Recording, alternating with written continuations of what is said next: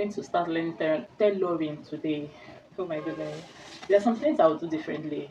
And this video is not to discourage anyone. You know, there are some things that you say, there's this saying that you learn from people's mistakes, right? Or you learn from people's journey, not just mistake. You don't really need to learn from mistakes. You learn from the positive and the negative, right? So if I am starting today, there are one or two things I'm going to be doing differently. Hi everyone, welcome back to my channel. My name is Maki. My name is Amaka, and I am founder and owner of Maki Stitches. If you haven't seen that channel, go and check it out. It's a channel I teach tutorials on, sorry about that, tutorial on children clothes, children dress, um, baggy trouser, a lot of styles. Just check the channel out. I'll put in the description box so that you can go and check what is going on there. I promise you're going to love it and you're going to learn most things that you need in this journey. Let me not just say everything. Let me not be proud. The first thing I'm going to be doing differently if I am starting today is I will start and I will start small. I'm not going to rush to buy every equipment that you know most times online equipment that you see trending. I'm going to start and I'm going to start small. I just noticed that I don't have my mic on. I just hope that you guys heard what I said earlier because I don't want to start this video from the beginning. So the first thing I'm going to be doing is I'll start and I'll start small. I'm not going to rush to buy every tools in the market. Back then, I felt that I needed every tools or every equipment in the market, but that's not the case. That's never been the case. But the pressure from what you see online can disturb your mindset, and you think that if you don't get all the equipment, you are not going to start. But now I know better that all you need is to get your machine and then get the basic equipment like your tape, your pattern paper that you can use. As you're beginning, you need that pattern paper a lot so that you can make your mistakes in your pattern paper and before transferring to the main fabric. So then you need your scissors, you need your chalk, just the basic things that you need, and you are good to go. And then every other thing can come as you go on with the journey. So I hope that makes sense. So you're going to start and you're going to start small, and you're going to start whether you like it or not. First thing I am going to be doing differently is to practice more before collecting too many customers. I'll practice more on my papers. I'll practice more for myself. That's making clothes for myself, not making for others. Even if I want to make for others, it should be family and friends that you don't really collect money from. At least you're using them to learn, because sometimes there's something I've noticed that when you're making clothes for yourself, maybe because you've made clothes for yourself over time, so it's more like you don't even, I know they put mine as they do but when you want to make for another person that you're not used to their style, you're not used to their body, you're not used to their measurement, even if it's the same style, you find it not, I don't want to say difficult, but you find it not as simple as when you want to make for yourself. I don't know if I'm the only one. Am I the only one? Please, if I'm the only one, leave it in the comment section. Tell me I'm the only one. But if you can relate, you can also tell, yes, I can relate. So you make the mistake on yourself, make the mistakes in your circle. That's why I said your family and then close friends before you now go outside. Before you now go outside and start collecting fabric from customers, because confidence comes with practicing and not with rushing. The next thing I'm going to be doing is learning knit finishing. Learning finishing early. When I say finishing, I mean when it comes to ironing. Do you know that there's techniques to ironing that when you iron and you look at the style, you'll be wowed. And there's some ironing that is not giving. So I'll learn that ironing, learn knit finishing, learn knit inseam finishing, because knit finishing can take style from 1 to 100. I don't know if I'm the only one. I keep saying I don't know if I'm the only one, because I don't know. I'm not in every other person's world. So learn knit finishing is going to take your job from 1 to 100, and also learn ironing techniques. In my other video, I've mentioned this. If you don't have a steaming iron, it's good that you get, but if you don't have the financial capability of getting a steaming iron, you can use your dry iron with water.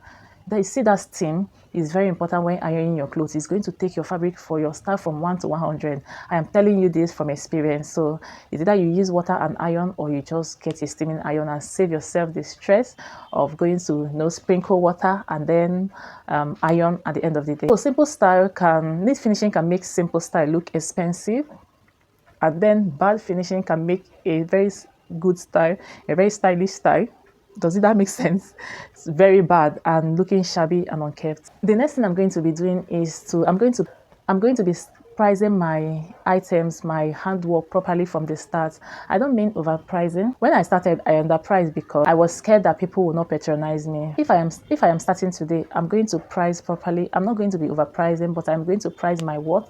I'm going to price my time. In fact, what happened is that when people got used to pricing low, When you now say, okay, I am confident enough to increase my price, you see that when you give them that new price, it ends up chasing them away. That customer that you think that you wanted to keep is going to you are going to chase them away at the end of the day. Maybe they will feel that you're now doing shakara or whatever. But that's not the case. So whatever is your worth, start from the beginning and start pricing it. So that's why you have to practice first to be confident before you start pricing. The thing I'll be doing is that I'll be documenting my journey earlier enough.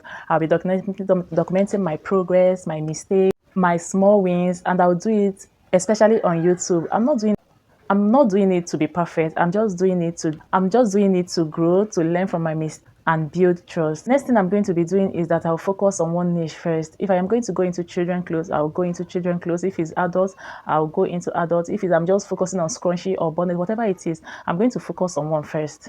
And then as time goes on, I can, find one that works hand in hand. Because if you're into scrunch, you know that you can add bonnets to it, you can add slipwears to it, you can add head wrap to it because they are all fashion items. So I'm going to start from one niche first, and then as I am growing, I can then add every other thing that I want to. I'm going to master one first before expanding. You don't want to be more like jack of all trade and master of none. Yes, I've heard people say it, but if you master all, it doesn't matter if you're jack of all trade. In fact, it's even good that you're jack of all trade, but the most important thing is that you master every part of it. So you start from one and you can add another one. Once you master that, you can add another one.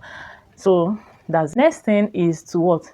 When I said document, I also missed one thing in documenting. Please keep down a record of the next thing I'm going to be doing if I'm starting today is keeping down record of all my measurements or all my measurement basically. So it should be your second brain, something that you can run back to and check your measurements, especially if you're working for or your brand is working, you are dealing with scrunchie, with bonnets, adult children. Please have a separate book where you keep all those measurements and keep it safe. I promise you one day that book, you see that book, that your second brain is going to save you in this your work, in this journey, is going to save you. So that's another thing you should do. Keep it away from water, keep it away from getting lost, keep it away from whatever that is going to happen in it, but just have something that you can fall back to if anything should happen to your brain. More maybe you have a mommy brain that you keep forgetting things. So that is going to help you. I will do if I am starting today is that I will be patient with myself. In fact, I'll do like this: be calming down. I'll be patient with myself. I'll stop comparing myself with people that have grown. I'll stop comparing myself with big brands. I'll stop comparing myself with people that have started before me, earlier before me. I was be patient with myself. Stop putting myself under unnecessary pressure because you want to meet up with the world. You want to meet up with the expectations of people around you. You want to meet up with the expectations of people online that don't send you message.